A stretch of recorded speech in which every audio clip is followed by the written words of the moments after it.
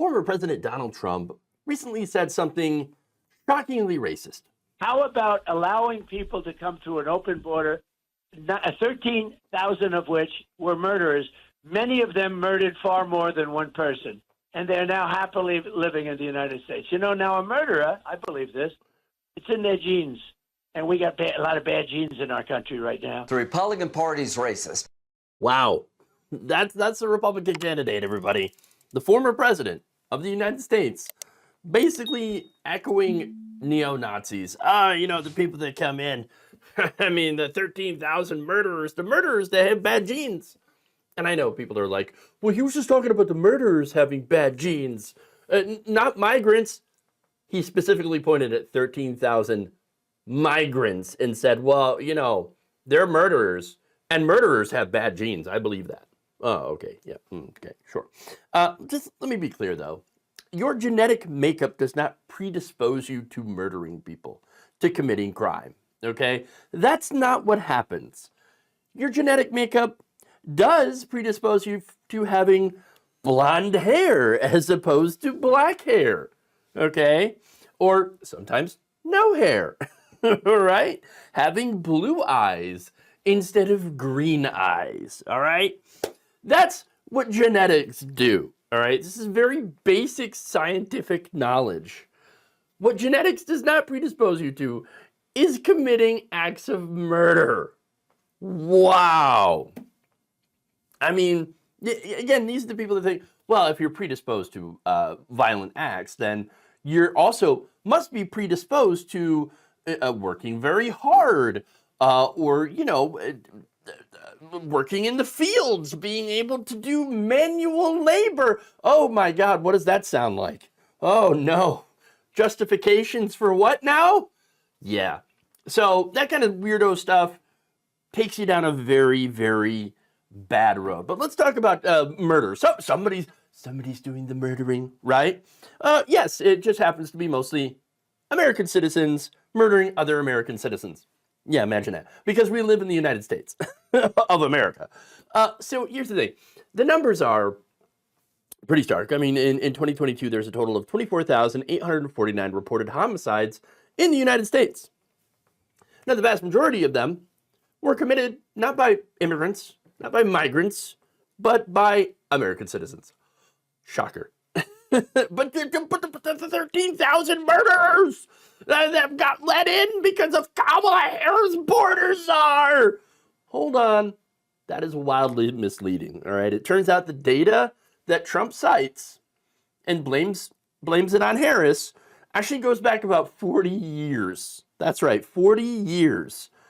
The data does not say that those 13,099 people entered the United States under Biden-Harris, okay? It also, by the way, also didn't say that they were roaming free. Yes, they're not. They're not. They may not be in ICE custody, all right, but could be detained or incarcerated under the jurisdiction of other law enforcement agencies.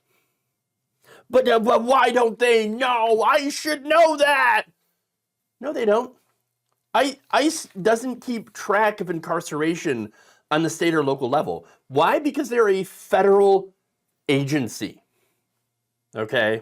Not only that, but again, I just mentioned the data goes back 40 years. It's a long time. That means some of them probably came in during other Republican administrations, including even Donald Trump's. Oh my God. Can't let that happen. I say that about letting people know facts, right? Because understand that Trump loves the ignorance about this and loves to scare people with so-called facts that are wildly misleading. So when you actually tell people the truth, can't let that happen. Nope, can't let that happen. But anyway, back to the genes, right? Because we're talking about the genes. They got the bad genes. Well, this is basically invoking debunked race science or race realism, and it's not the first and only time he's done it. For example, during a rally in Minnesota in 2020, he told the crowd, quote, You have good genes. You know that, right? You have good genes. By the way, most likely, he's addressing a majority white crowd. So, very, very telling who he's, talking to at that point. Because I don't think he's going to address a black gathering and be like, you all have great genes. No, I don't think he would. But he said a lot of it is about the genes, isn't it? Don't you believe? The racehorse theory. You think we're so different. You have good genes in Minnesota. The racehorse theory. Look, I'm gonna spare you explaining this because it's horse crap. Okay, that's what it is. It's not actual science. It's not actual science. And you know why? Modern scientific consensus rejects race science because it's irreconcilable with modern genetic research.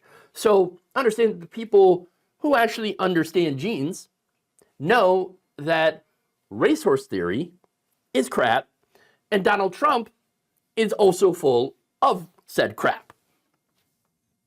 But here's the thing too, right? So this whole race science, race isn't real. Okay, it's not a real thing.